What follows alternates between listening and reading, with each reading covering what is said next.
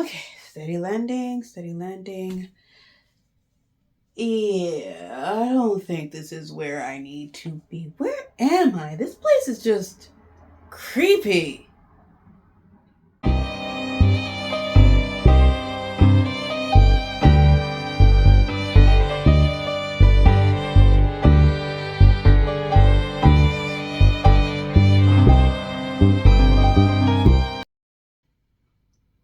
Hello, my lovelies. I am Madam Crystal Butterfly, and I am someplace that's just, I don't know, this place is just really creepy. Kind of reminds me of a just creepy story I read recently called I Have No Mouth and I Must Scream by Harlan Ellison. Harlan Ellison was a big contributor to writing science fiction, crime stories, sex fiction, and true confessions to genre magazines. When writing his first novel, Rumble, a story about the chronicles of a young man's effort to leave a Brooklyn street gang, Ellison decided to do field research by associating with an actual gang for several months. He documented his experience in Mementos from Purgatory in 1961, which later was adapted in 1964 as an episode of the Alfred Hitchcock Hour. Ellison's reputation as an important science fiction writer rests on his short stories, some of which are Reprint Harlequin, said the TikTok man, I Have No Mouth and I Must Scream, and many others. Ellison's bizarre worlds in his stories often populated by characters that range from telepathic canines to malignant artificial intelligent entities. In his stories, he often took a look at the dangers of technology advancement when combined with human arrogance. Definitely want out of this place. So, what exactly is just so creepy about this particular sci-fi horror?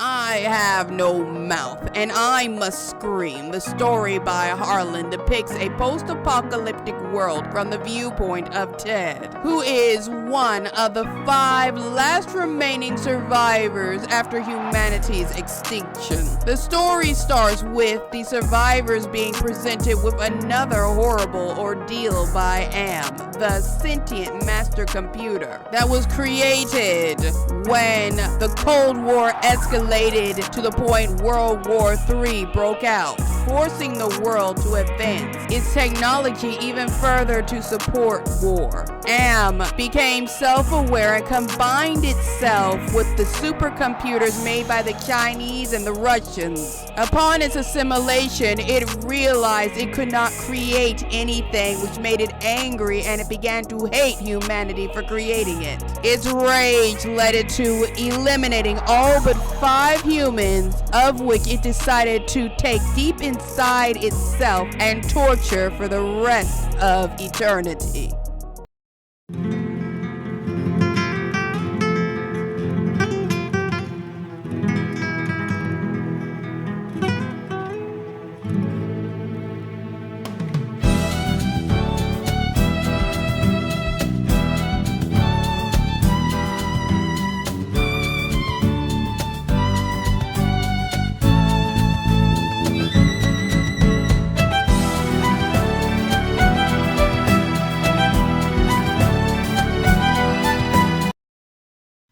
In all honesty, my lovelies, I Have No Mouth and I Must Scream isn't exactly the usual sci-fi story I read. Like, I sometimes like to read a sci-fi horror, but it's not my top tier genre.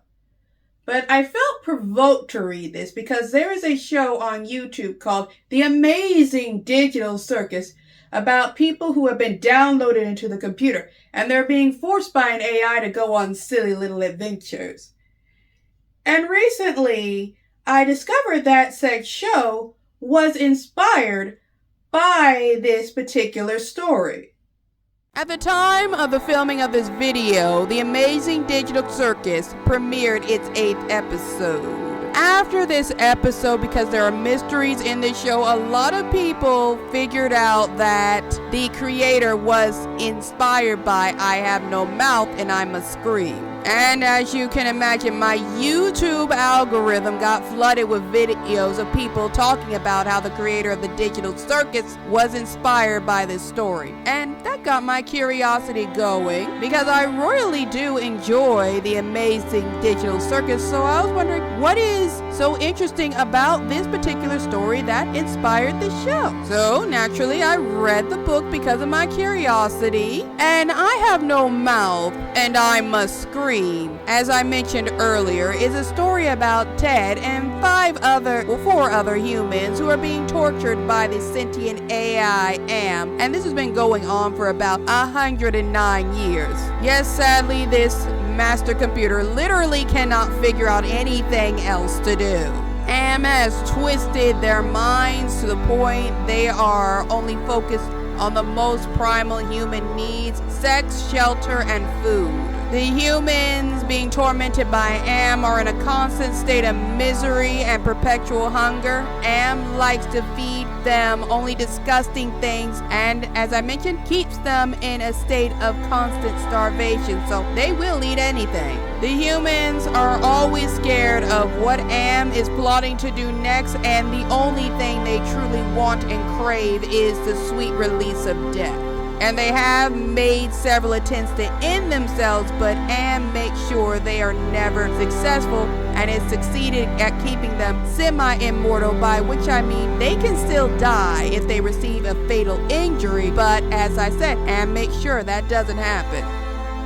Alright, my lovelies, this story is told, as I mentioned before, through the perspective of a man named Ted, who is being tormented by this crazy supercomputer thing the world's governments felt the need to build. Anyway, Ted is telling this story, but he's someone, yes, I can say I feel kind of bad for Ted, but he doesn't come across as your usual, oh, this person is tortured and I'm going to just feel bad for him. He's someone that you just end up having very mixed feelings about. Yeah, sure, what Am is doing to him isn't right or fair. At the same time, he's not the most likable person. Throughout this story, Ted is the narrator, and you do not hear from any of the other characters or the psychotic computer. Ted tells the audience basically everything that happened, how Am came to be, and what his companions were like from his perspective. I will admit, Ted is an interesting narrator, but he's also a bit of an asshole, and he insists out of everyone in the group, he is the least affected by what Am has done to them, so he has more of a clear head than the rest, and he believes this because he is the youngest member of the group. But it's evident when you read the story that he's not only angry, which you can understand why he'd be angry, but he's also extremely paranoid from what Am has done, and he's also very paranoid about the group. As I did further research about this story after reading it, I learned the author made a comic book and a video game. I did not read the comic book. I got some highlights from people who read the comic book. In the comic book, you learn that Ted is a paranoid schizophrenic. And when I learned this, it made a lot of sense, because I don't 100% think Ted is lying about everything that happened in the story. But at times, I felt either it was his rage or something was going on, because there were moments where I questioned him fully as a narrator, and I found him to be seemingly not 100% reliable, although there probably was a lot of truth to what he was telling about what happened. For example, there is only one female in the entire group of 5. Her name is Ellison, and she has sex with every member of the group in order to make them feel better about the whole situation. And she does this because she is a generally kind kind person. She just wants to help everybody get through this hellish nightmare that they have to live with. And she does her best to be there for everyone. However, Ted calls her names. He's basically calling her a slut. He constantly wants to say that she was full of shit. And he also seems to have some complex because he's angry that he was never able to satisfy her, but one of their other group members, a guy named Benny, was able to sexually satisfy Ellen, and this just enrages Ted. There's actually a long rant about this because he has this jealousy of Benny's lower appendage. He mentions how Benny was once this beautiful gay man and Am turned him into this Neanderthal who was ugly and straight, and obsesses over Benny's supposed perfect form and the size of his junk.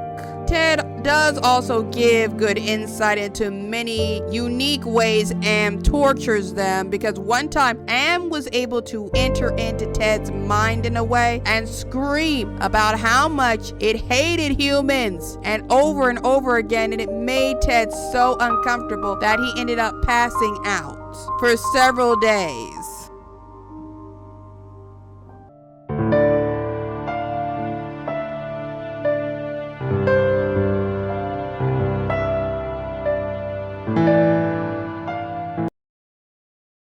Okay, good. My wand is almost fully charged. I can leave whatever the heck this place is. I just don't want to be here.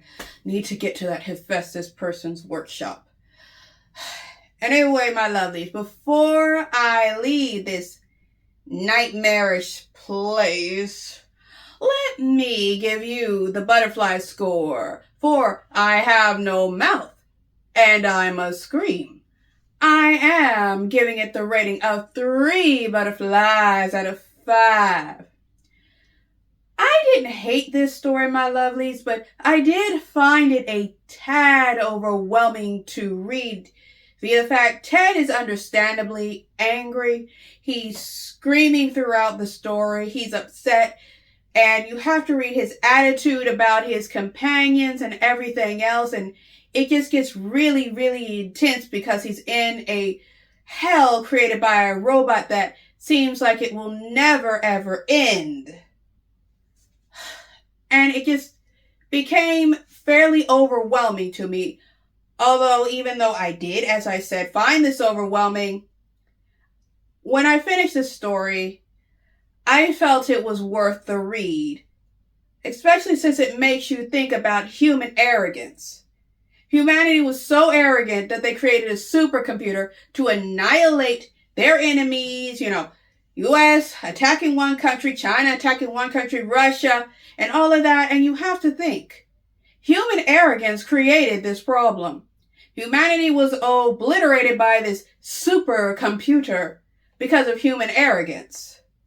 And this story really makes you think about the repercussions of humanity's action, especially in our efforts to destroy each other to, prove whatever we feel the need to prove. Although, personally, I find the whole thing silly. Anyway, if you enjoyed this video, please give it a like. Leave me a little comment. And if you have not yet, slap that subscribe button like it owes you money. And don't forget to give that little notification bell a ring. And my loves, if I said anything that makes you take interest in this book, then you're definitely going to want to read it. It's available for free, like practically all over the internet. And I have the links below. Now, my lovelies, I need to leave this place. So if you please, come with me as we dance into a world of magic.